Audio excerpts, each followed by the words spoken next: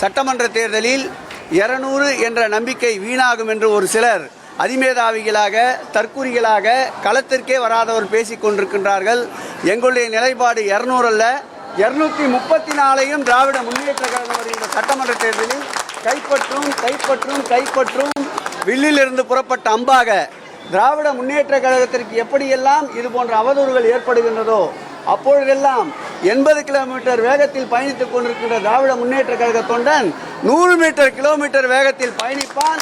மீண்டும் 2026ஆம் ஆண்டு மாண்புமிகு தமிழக முதல்வர் எங்கள் உயிரினும் மேலான திராவிட முன்னேற்ற கழக தலைவரை அரியணையில் ஏற்றும் வரை எங்களுடைய பயணம், எங்களுடைய வேகம் குறையாது குறையாது குறையாது.